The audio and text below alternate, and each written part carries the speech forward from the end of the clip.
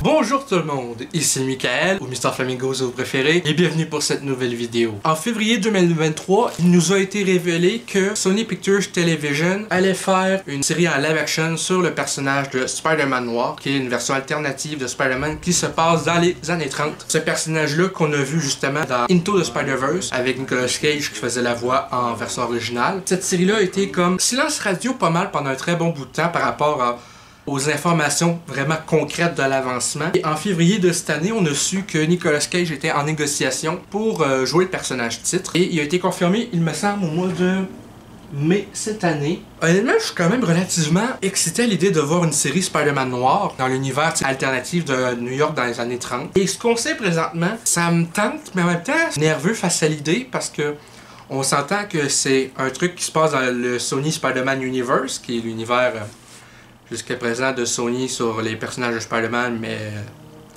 sans Spider-Man dedans. Spider-Man Noir follows an aging down on the luck private investigator in 1930s New York who is grappling with his past life as the only superhero in the city. Fait que qu'est-ce qu'on peut en dire de ça, c'est que le personnage que Nicolas Cage va jouer, Spider-Man Noir, est bon, Nicolas Cage est rendu à un peu plus de 60 ans.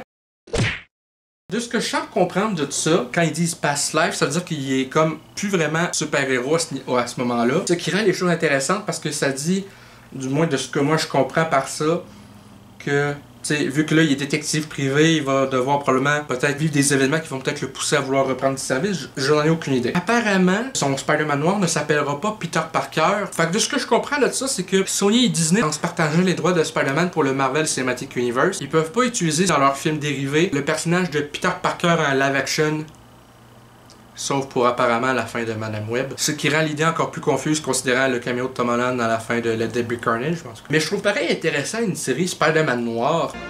Look y'all, I'm black now! La première fois que j'ai été exposé à cette version-là, c'est dans Shattered Dimensions. Et vraiment, pas juste l'esthétique, le style d'art en plus dans ces bandes dessinées-là, et même le peu qu'on a vu dans Into the Spider-Verse. L'idée d'un Spider-Man relativement différent en termes d'esthétique, il y a vraiment des aspects qui peuvent être explorés qui sont différents de ce qu'on a déjà vu jusqu'à présent dans tous les médias Spider-Man. Là aussi, on a su dernièrement, le 9 juillet, que l'acteur Lamorne Morris va jouer Robbie Robertson. Et ce que je trouve intéressant dans la description qu'ils ont mis, c'est « A hard-working journalist that pursues riskier stories to garner attention and progress his career ». Par la description, ça me fait penser un petit peu plus différemment des Robbie Robertson que moi je l'ai connu dans les médias. Et aussi, il y a Brendan Gleeson qui vient d'avoir un rôle dans la série, mais on sait pas encore son rôle. Fait qu'à date, c'est pas mal ça qu'on sait pour la série Spider Noir. Si vous êtes autant excité que moi, mais peut-être aussi perplexe par rapport à l'exécution globale, vu qu'on n'a rien vu encore de concret sur le projet, mis à part les informations qu'on a. Je vous invite à me le dire dans les commentaires, à laisser un petit like, ça fait toujours plaisir, et un abonnement à ma chaîne pour de nouvelles vidéos chaque semaine, normalement. Sur ce, c'était Michael, et je vous dis à la prochaine. Peace and love.